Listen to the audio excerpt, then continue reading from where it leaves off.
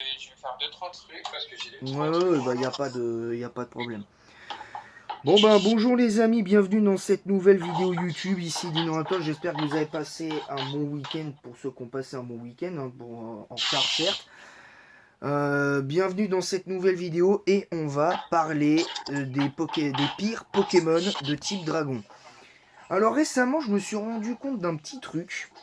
Je me suis rendu compte avec l'aide de certains abonnés par rapport à certains types, notamment le type dragon.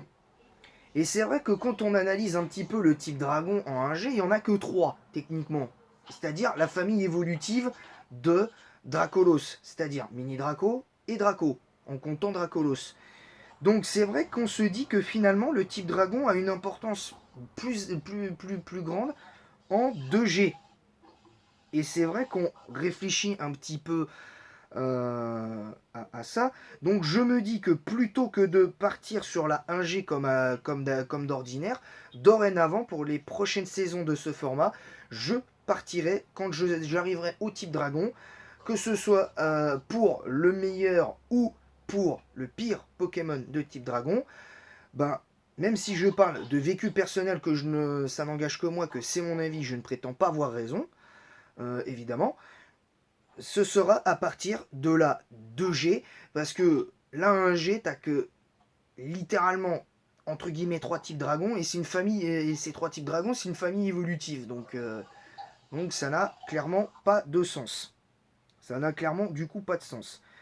Donc, on va commencer, évidemment, par parler du pire type dragon. Et c'est vrai que, bon, en 2G, bon, il y a eu la séparation de la stat d'attaque spéciale et de défense spéciale. C'était la première fois qu'on voyait, qu'on voyait ce genre de choses dans un jeu Pokémon. Ouais, je vais interruption 2 secondes.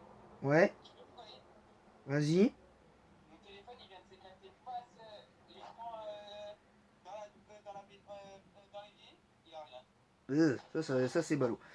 Donc, du coup, pour la compétition sur le pire type dragon, on pourrait argumenter entre Dracolos et Hipporoi, mais malheureusement, Dracolos a encore ce petit avantage qui le rend plus fort, et donc on va parler du coup, ben, au final, d'Hipporoi, parce que malheureusement pour lui, ce pauvre petit hippocampe, ben, malheureusement, ben, son début de carrière n'est pas terrible. On va pas se mentir, parce que, mis à part la seule attaque dragon qu'il y avait après Dracorage, bien sûr, c'était Draco Souffle. Et très honnêtement, Draco Souffle, on va pas se mentir, c'est pas non plus une attaque hyper C'est pas la puissante. meilleure attaque du siècle. C'est pas la meilleure attaque du siècle, même si elle a un côté utilitaire intéressant, c'est de paralyser la cible. Et il faut être honnête, la paralysie, de manière générale en stratégie, que ce soit à partir de la 1G jusqu'à la 9ème génération, on peut le dire, la paralysie, ça peut t'aider à fond. Ça peut t'aider à fond, et je pense que tous ceux de la communauté Pokémon sont d'accord pour le dire. La paralysie est un statut vraiment très puissant. C'est vraiment très puissant. C'est comme le sommeil ou éventuellement la confusion. Ben, c'est une altération de statut qui sont très intéressants, comme aussi le poison. Parce que si tu empoisonnes ton adversaire, ben, avec toxique ou ce genre de truc, ben, tu vas gagner tu peux éventuellement gagner ton duel en jouant bien le coup. Hein. C'est comme toutes les altérations de statut. Parce que si tu fais la paralysie mais que tu joues mal derrière, ça sert à rien. La confusion, pareil. Le sommeil, même chose. Et, et, le, et le poison, pareil. Si tu gères pas ton temps fort dans un match Pokémon où tu sais que tu as l'avantage, bah tu peux pas être bon, en fait. Si tu joues pas correctement les Pokémon que tu as envie de jouer en stratégie, ça ne sert à rien. Et même pour l'aventure aussi. Parce qu'on ne parle pas. Là, le sujet n'est pas uniquement que pour la stratégie, c'est aussi l'aventure. Et quand on réfléchit un petit peu, c'est que si on réfléchit 2 minutes au truc, c'est que c'est pas et c'est lié à Eporoi, c'est que si on ne joue pas correctement même si le Pokémon a l'air puissant, mais qu'on joue comme une savate, c'est compliqué. C'est compliqué. Alors je suis peut-être un peu sévère pour la savate, mais ce que je veux dire, c'est que si on ne joue pas, même si le Pokémon a l'air fort, mais qu'on joue pas bien, qu'on joue pas bien En fait, t'as dans beau le avoir un match, Pokémon fort, mais si t'es nul, ben, le Pokémon il sera nul. voilà, c'est ça, exactement. Exactement. Donc, c'est pour ça que Hipporoy, malheureusement, son début de carrière n'est pas vraiment à la hauteur. Et même si on sait qu'à l'heure actuelle, ce Pokémon est Underuse Bell, on est d'accord, il n'y a que ça comme type dragon en Underuse Bell. Enfin, les seuls types dragons qu'on a, c'est encore une fois la famille évolutive de Dracolos et Hipporoy. Donc, faut être honnête, c'est très peu. Mais on sait que le type Après, dragon, pour moi, désolé de dire ça, sa famille évolutive, ils sont basés de base sur le type eau. voilà, déjà, oui, en plus, oui, effectivement, il y a Que les Pokémon type dragon. ouais, exactement, il y a ça. Alors maintenant, pour ce qui est de la 3G, parce qu'on va passer à la 3G, il y a beaucoup d'arguments pour désigner le pire type dragon entre Altaria et encore une fois, je suis désolé, mais Hipporoy, mais sauf que moi j'ai pour principe de ne pas citer le même Pokémon à chaque fois, pour la simple et bonne raison que de base je joue pas souvent le même Pokémon de chaque type à chaque génération. À part, euh, à part certains, comme par exemple Cisaillux depuis la quatrième génération. Ça, c'est peut-être une exception qui confirme la règle. Mais je pense que si on devait désigner le pire type dragon de la 3G, et beaucoup semblent d'accord là-dessus, c'est notre bon vieux Altaria. Et c'est vrai que le problème d'Altaria, malgré son accès à Danse Draco qui compense un petit peu la faible puissance pure de ce Pokémon, ben, le vrai problème de ce Pokémon, c'est pas tant le move pool ou quoi que ce soit, ce sont ses statistiques. Parce que quand on regarde les statistiques d'Altaria, et même encore aujourd'hui, ce pauvre Altaria, dans ses deux offenses, n'a que 70. Donc comment voulez-vous justifier un Altaria dans votre équipe sur le plan offensif avec des offenses pareilles? Alors moi je trouve que par contre au niveau du bulk défensif, j'ai rien à redire parce que 75 en PV, 90 de def et 105 de défense spéciale, pour moi c'est un bulk plus que correct. C'est même un très bon bulk. Moi je trouve que c'est un bon bulk. Après c'est pas non plus un bulk à la Hermure, Jirachi ou quoi que ce soit, ça n'a rien à voir. Faut pas non plus exagérer. Mais ce que je veux dire, c'est que ce Pokémon, Altaria, malheureusement, bah, c'est un peu le même problème que Hipporoy. Le début de carrière d'Altaria n'est pas bon. Parce que Altaria, jusqu'en sixième génération, il n'était pas à la hauteur. Et il lui a suffi d'avoir une méga évolution en sixième génération qui l'a transformé en un type Dragonfée qui est bien meilleur défensivement, avec de bien meilleures statistiques. Et n'empêche qu'Altaria, quelque part, même sa forme de base, en 6G est devenue un peu meilleure en 6 et 7G. Ce qui est quand même paradoxal pour un Pokémon que beaucoup trouvent quand même, faut être honnête, le Pokémon est assez mignon. Moi je le trouve mignon Altaria perso. Après chacun son avis bien sûr. Mais voilà. Et la 4G. Alors la 4G, bah, on a eu l'apparition de Karchakroc, qui a été littéralement ban en Uber comme son compère Dratak. Et on sait tous évidemment pourquoi. On sait évidemment pourquoi. Dylan, je te rappelle après. Hmm. J'ai un truc à faire. Ensuite, on a des Pokémon qui sont évidemment, bon là, l'intervenant n'est plus vraiment, ne sera peut-être plus là après. Mais je pense qu'on peut argumenter sur le pire type dragon. Et malheureusement, si on devait entre guillemets désigner le pire type dragon de la génération, pour moi, avant, je mettais Libégon dans les meilleurs types dragons et tout ça. Bah là, cette fois-ci, je vais le mettre dans les pires parce que le problème de Libégon, et ça, j'ai pas eu besoin de regarder de certaines vidéos de ça sur YouTube pour me dire oui, Dragon Sol c'est très bien, c'est le même double type que Karchakroc, mais les statistiques sont un vrai problème. Parce que le Pokémon a accès à Danse Draco, il a accès à des attaques intéressantes, mais le problème c'est que son move pool, le vrai problème du Pokémon c'est son move pool aujourd'hui. Alors vous allez me dire, oui mais pourtant il est en overuse, il est quand même à 20% d'utilisation. Oui, mais ça veut pas dire pour autant que... Je tiens à préciser que, encore une fois, pour le méta, parce qu'on m'a reproché de pas prendre en compte le méta ni le tiers, alors c'est pas parce que l'Ibégon est, euh, est, le, est en overuse que c'est un bon Pokémon. Je tiens à le dire. Et je précise que si on parle de l'overuse de l'overuse 4G,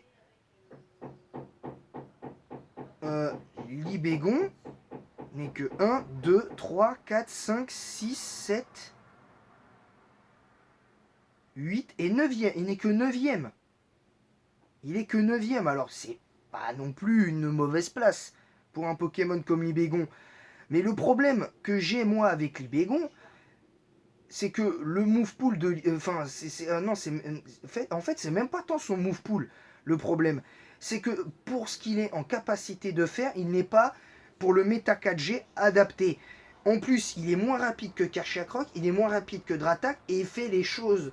Et il tape peut-être un peu plus fort qu'un Hipporoi, mais Hipporoi, l'avantage qu'il a, c'est que lui, il n'a pas une double faiblesse glace, donc déjà défensivement, c'est un peu plus facile pour Hipporoi en 4G. Et Hipporoi pour moi, en tout cas, Hipporoi est meilleur que l'Ibégon. Et je sais de quoi je parle. J'ai joué l'Ibégon en 4ème génération. J'ai joué beaucoup Hipporoi en 4ème génération aussi, que ce soit Diamant, Perle, Platine ou Urgol Soul Silver. Je peux le dire avec certitude. L'Ibégon, c'est peut-être pas...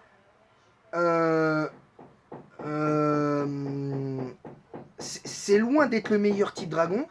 C'est le pour, sur tous les types dragons de l'overuse, même pas que overuse, sur tous les types dragons de la 4G, pour moi, Hipporoi est meilleur, Dracolos est meilleur. Bon, voilà, on aurait pu argumenter encore sur le cas d'Altaria, mais comme je vous l'ai dit, pour moi, il y a des choses qui font que dans le méta actuel, pour moi, l'Ibégon, pardon, n'est pas adapté au méta 4G.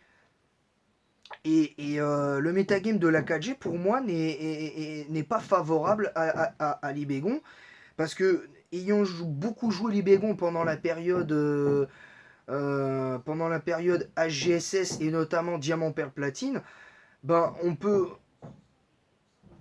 le dire, je peux le dire avec certitude maintenant, je me répète, ça fait 2 fois, mais la certitude que j'ai, c'est que l'Ibégon n'est pas meilleur qu'un Altaria.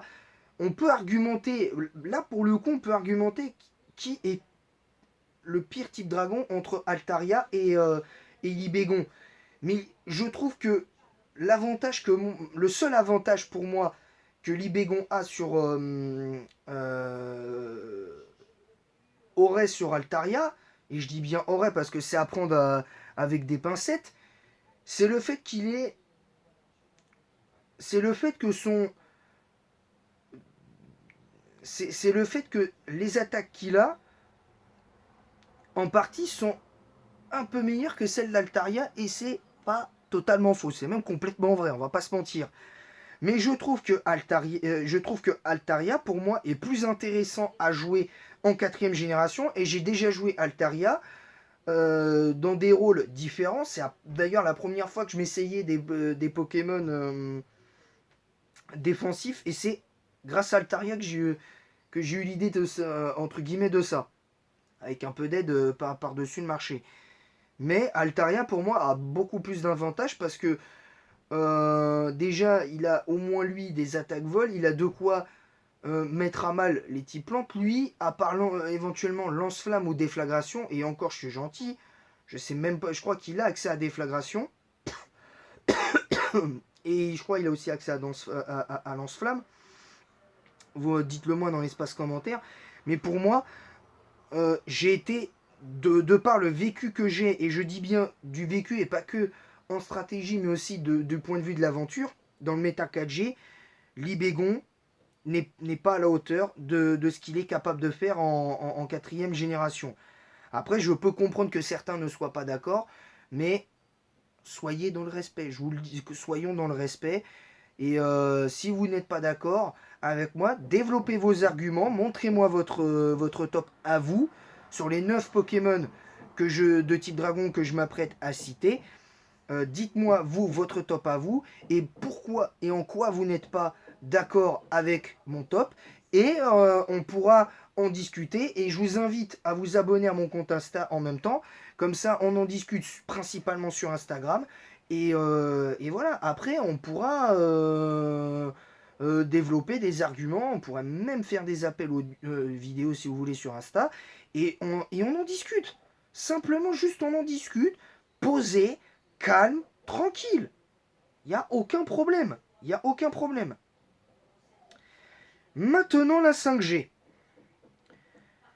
Et ben là, je pense que très clairement, pour moi, le pire type dragon, et malheureusement, ça me fait mal de le dire parce que j'aime beaucoup le Pokémon. Je l'ai beaucoup joué à une certaine période de Noir et Blanc 2. Et malheureusement, pour moi, le pire type dragon, et de loin en 5ème génération, pour moi, c'est clairement Dracarmin. Parce que Dracarmin, il a peau dure, il a son limite, il a Brise-Moule. Alors, Brise-Moule, c'est un peu situationnel, mais ça passe. Son limite, c'est intéressant. Peau dure, c'est vraiment intéressant si tu le joues en plus avec le casque brut. Voilà, il n'y a pas de souci. Moi, le problème que j'ai, c'est qu'il soit si lent pour un dragon. C'est son déjà premier problème. Et l'autre problème aussi, c'est que ce Pokémon, de mémoire, n'a pas accès à Danse Draco. Parce que si ce Pokémon avait eu accès à Danse Draco, ou en tout cas à une attaque de boost, du genre de gonflette ou un truc comme ça, ben ça aurait été intéressant. Parce que le Pokémon, bon là j'ai vu, il y avait aiguisage, mais parce que j'ai pas eu le temps de bien préparer le truc, mais Dracarmin, son gros problème, c'est que non seulement il est trop lent, mais son type dragon pur ne l'aide pas non plus.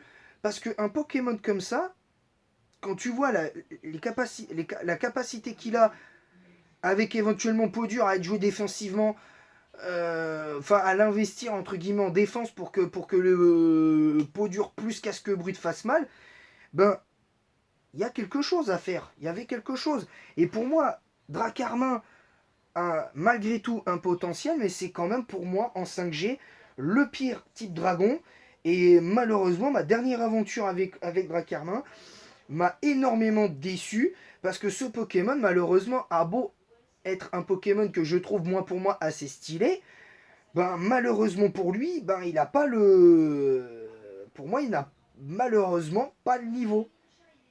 Il n'a malheureusement pas le niveau du du, du, du truc. Enfin, du metagame 5G, qui est quand même un metagame ultra offensif, quand on sait qu'il y a eu, cette fameuse guéguerre du climat dans les jeux Noir et Blanc 1 et Noir et Blanc 2, avec la guerre Team Rain contre Team Sun, plus la guerre contre les Team Sand. Donc voilà, on avait ce petit truc-là. Donc voilà. Alors maintenant, la 6ème génération. Alors là, c'est un peu spécial parce que la 6ème génération, malheureusement, il y a des petits soucis et je vais citer, en tout cas pour le début de carrière, c'est Rexilus. Moi, le problème que j'ai avec Rexilus, c'est que au-delà de son talent Tête de Rock et Prognette qui sont de très bons talents, on va pas se mentir. Ce Pokémon a accès à Danse Draco, il n'y a pas de souci, mais son problème c'est qu'il a le syndrome du type roche. Et le problème c'est que le fait qu'il ait que 71 de vitesse pour un Pokémon aussi offensif que lui, c'est un vrai problème. Parce que son début de... Autant en 7ème génération c'est moins grave, Parce que le metagame, je le trouve, le metagame de la 7ème génération est un peu plus lent. Quand on voit le speed tier, il est légèrement plus lent que la 6G.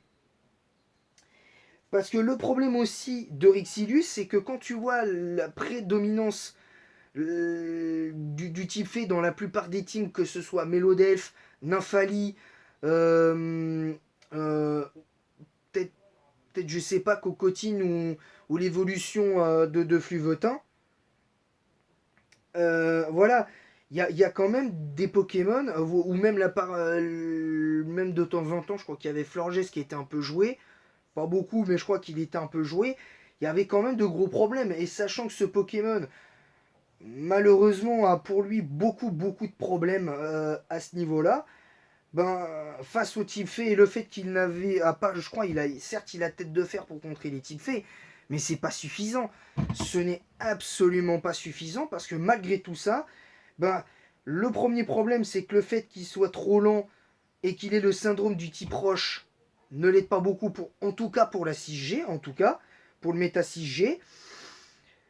Et, et le fait qu'il y ait beaucoup de gros Pokémon de l'époque, même de type dragon, bah, sont capables de le battre facilement. Dratak, Karchakroc, Libégon même peut le battre, Hipporoi, Tranchodon aussi. Enfin, il y a beaucoup de Pokémon du même type que lui qui sont aussi de type dragon, qui sont capables de battre largement et en quelques secondes Rexilus. C'est pas compliqué. Ensuite, le pire type dragon de la 7ème génération, ben, très clairement pour moi c'est Dryul, parce que Dryul, le problème qu'il a, c'est pareil, c'est un peu le... Bon, il n'a pas le syndrome du type roche comme son compère Exilius, mais le problème de notre ami Dryul, c'est que au-delà de son bug qui est, on va dire, passable, euh, et son attaque spéciale excellente, c'est que c'est un Pokémon, je comprends pas sa logique en fait. Ce Pokémon n'a pas vraiment de logique concrètement dans la conception et dans les statistiques, parce que je trouve que ses statistiques et son move pool sont un léger problème à part l'attaque spéciale. Je trouve que son bulk aurait dû être, de par son double type normal dragon, aurait dû être, à mon sens, bien meilleur. J'ignore, je peux pas vous dire quel stade j'aurais augmenté en défense, dans les deux défenses que j'aurais augmenté. Peut-être plus la défense spéciale, je pense. J'aurais peut-être dit la défense spéciale, mais c'est vraiment sans conviction. Mais Dryul n'a clairement pas le niveau du méta, du méta 7G. Parce qu'avec la domination de quelques Toko, comme Toko Pisco, comme Toko Pillon, qui était extrêmement fort. Bon, Toko Rico, j'en parle même pas. Euh, et en sachant qu'il y avait d'autres types faits qui étaient encore présents, qui étaient encore extrêmement forts, comme Nymphali, comme Melodelph, qui je trouve était même encore plus fort en 7G qu'en 6, mais même s'il était déjà très fort en 6G, Melodelph, bah, t'avais des Pokémon, voilà, au secours, au secours. Et maintenant, la 8G, ben pour moi, c'est clairement Boumata qui remporte la palme. Boumata que, bon, je trouve pas personnellement très beau comme Pokémon en termes de cara design. Bon, son seul talent, le fait qu'il ait Cocarmure, donc il immunise au coup critique, c'est pas une si mauvaise chose en soi, parce que souvent, tu peux te prendre des coups critiques au pire des moments, et ça peut te faire perdre ton match. On est d'accord. On est d'accord. Maintenant, Boumata, le problème, c'est que c'est pas son double type, c'est ses statistiques, parce que quand tu as accès à Exuviation de, depuis la 7ème génération, c'est un peu bizarre. Très clairement. Et très rapidement pour la 9G, je pense que pour moi, le pire type dragon euh, de la 9ème génération, Ben, je vais désigner... Bah, malheureusement, je vais désigner Duralugon. Parce que malheureusement, Duralugon, pour l'instant, je l'ai joué un petit peu. Et pour l'instant, du moins, et je dis bien pour l'instant, n'est pas à la hauteur du méta de la 9G. Il profite pas très bien du Terra. Ses stats ont pas mal vieilli, bien au contraire. Mais je trouve que pour le coup, son évolution à, à Duralugon est bien meilleure.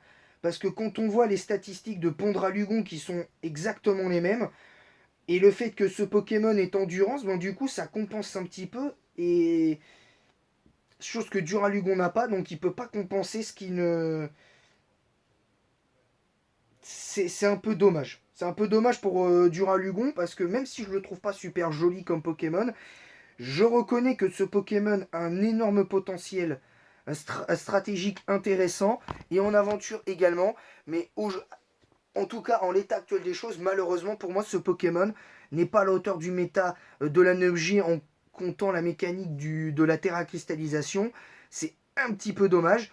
Autant en 8G, je le trouve plutôt intéressant avec le Dynamax, voire le Gigamax. Je ne sais pas s'il avait une forme Gigamax Duralugon, mais on avait quand même un Duralugon qui était plus ou moins intéressant, qui avait un vrai potentiel. Mais là, la 9G, visiblement, c'est pas fait pour lui. Hein. Le méta 9G est pas fait pour lui, visiblement. Mais bon, on va rester tranquille. Donc voilà, parce que en tout cas, sur les 9 Pokémon que je vous ai cités, ce n'est qu'un vécu personnel.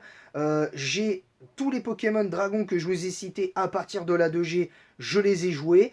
Je les ai aussi affrontés, donc je sais ce qu'ils valent. Après, on peut éventuellement, pour la 4G, on peut toujours argumenter sur le cas d'Altaria et de Libégon pour décider lequel est le meilleur entre les deux. Moi, je pense que Altaria, de par les attaques qu'il a utilitaires, est bien plus intéressant qu'un Libégon. Mais voilà, sinon, ça reste quand même un Pokémon pas vraiment à la hauteur aussi, lui aussi, du méta de la 4G et tout ça. Maintenant, voilà. Maintenant, moi j'attends vos avis dans l'espace commentaire. Dites-moi si vous êtes d'accord ou pas d'accord. Alors je précise que si vous êtes d'accord avec moi, donnez vos arguments. Donnez vos arguments, c'est hyper important. Et aussi, si vous n'êtes pas d'accord, deuxièmement, si vous n'êtes pas d'accord avec moi, ben, donnez-moi votre argument sur le pourquoi vous n'êtes pas d'accord et mettez-vous votre propre top dans l'espace commentaire. Je vous demande sincèrement, ce n'est pas obligatoire, mais donnez-moi votre top dans l'espace commentaire de tous les Pokémon que je vous ai cités de type dragon et vice-versa pour ceux qui ont regardé mes autres vidéos de ce format-là, hein, depuis le type normal.